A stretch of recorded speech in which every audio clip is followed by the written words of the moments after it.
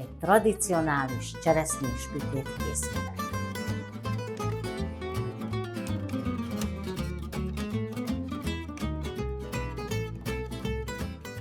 Ahány ház, annyi szokás.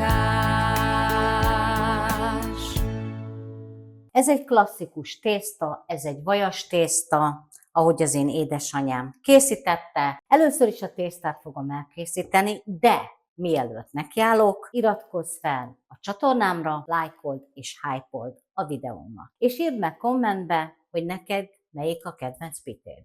Kezdjünk is hozzá, 70 deka lisztet fogok használni. Az én tepsimnek a mérete 35x28-as. Tehát ehhez a tepsihez 70 deka liszt kell. Sütés előtt 1 órával vegyétek ki a hűtőből a vajat. Először is ezt össze fogom morzsolni.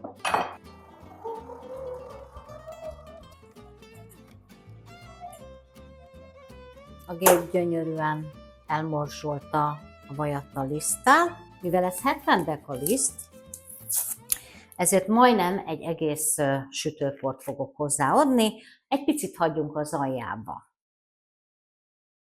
Teszek bele 2 evőkanál vaníliás cukrot. Jöhet bele a kristálycukor, ebből is teszek egy 3 evőkanálnyival. Jöhet bele só, 2 darab tojást teszek hozzá. Jöhet bele a tejföl, 3 ilyen jó kis kúpos evőkanálnyit teszek bele. És akkor jöhet vissza a robotgépbe.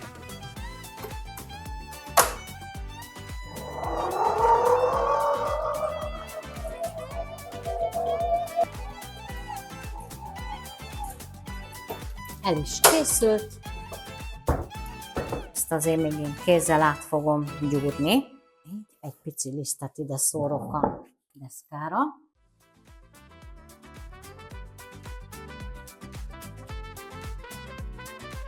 Ezt azért sokáig nem simogatjuk ezt a tésztát, mert ugye elég vajas tészta, és nem szeretném, hogyha a vaj elkezden a tésztából kiolvadni. Akkor ezt most beteszem a sima hűtőbe, és legalább 1-2 órát hagyom, hogy hagy pihenjen a tészta.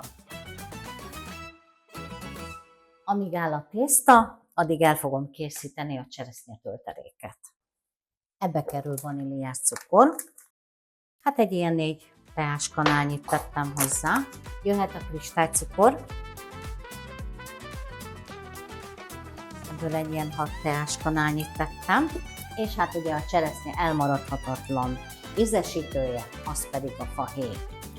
Ebből is teszek egy ilyen jó kis teáskanálnyit. Ezt most akkor összekeverem. Jöhet egy kóstolás.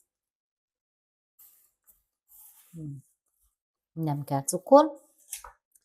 De viszont én még egy nagyon pici fahéjat teszek bele,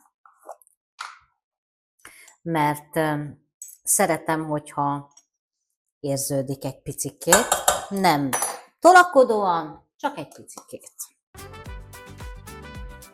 Egy végső kóstolás.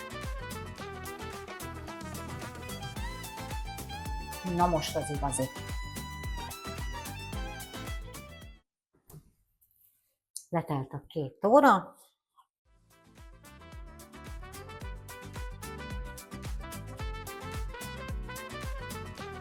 Jó, 2 osztom a tésztát.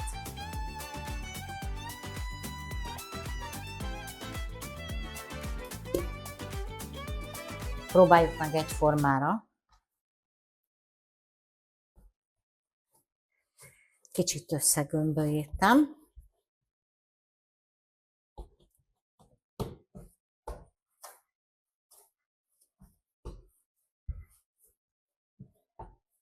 Ezen a tészta alá nem szokás lisztet rakni, de a biztonság kedvéért, hogy azért ne lakadjon le, egy nagyon keveset fogok alá tenni. És akkor jöhet a nyújtás.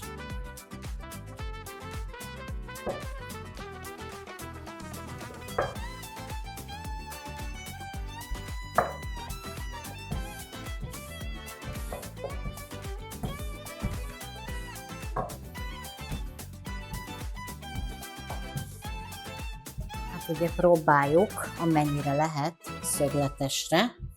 Tehát ha nem sikerül, az se probléma. Tudom, hogy 40 fokban nem egy kellemes dolog sütni, de viszont ilyenkor tudsz csak, mert ilyenkor van friss gyümölcs, megy, cseresznye, tehát ilyenkor tudod ezeket a süteményeket elkészíteni, be kell vállalni, és eszel egy finomat, és a családod is. Hozom ide a tepsit, és akkor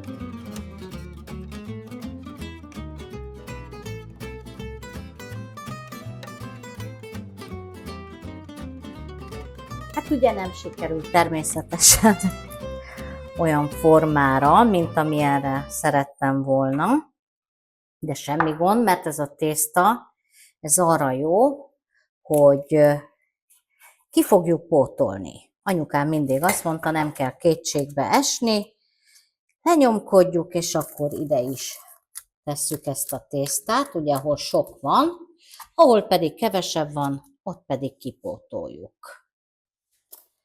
Ennyi az egész. Ez úgyis össze fog sülni.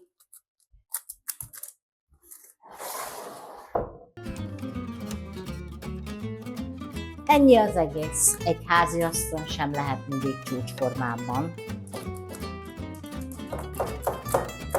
Egy picit megszurkáljuk az alját. Természetesen engedett ki magából levet, semmi gond, teszünk rá egy kevés zsemlemorzsát, ami fel fogja szedni a fölösleget.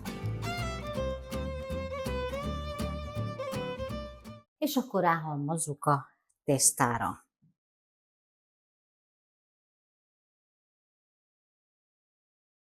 A széleit ugye le fogjuk zárni, tehát oda ne igazán tegyetek cseresznyedarabot, meg ezt úgyis le fogjuk itt szépen szélezni majd. Sütőt előmelegítem 200 fokra. Jöhet a fedőtészta.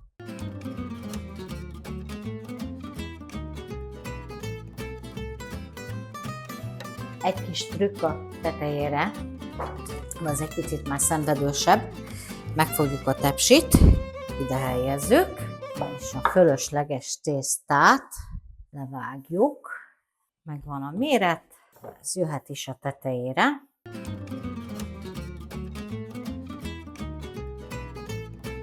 Tökéletes.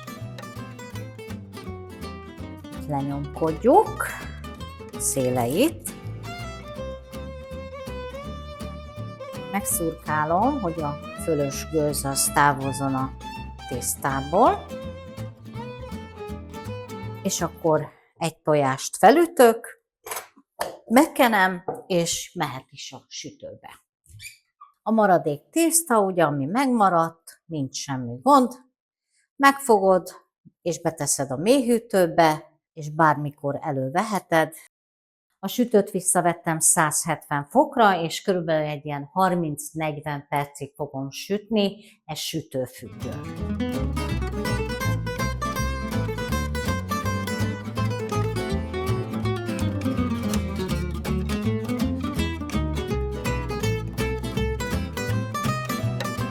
Ha még nem tetted meg a videó elején, iratkozz fel, lájkold, hypold a videóimat. És írd meg kommentbe, hogy te cseresznyével vagy meggyel szereted a pitét.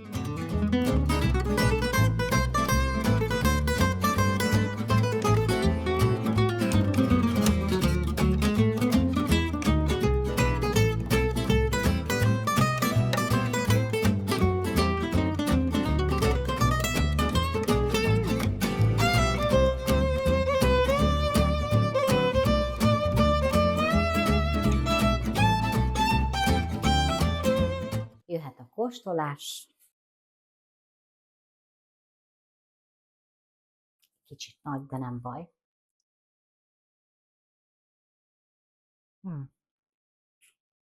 Kóstolom.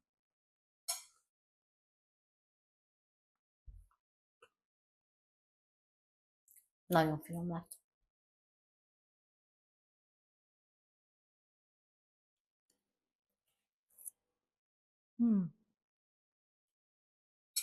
Nagyon finom.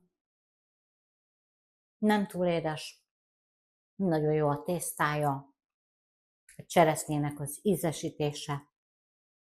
Próbáljátok ki, süssétek meg, és írjátok meg kommentbe, hogy sikerült. Sok mindenkinek, sziasztok! Viszont magam!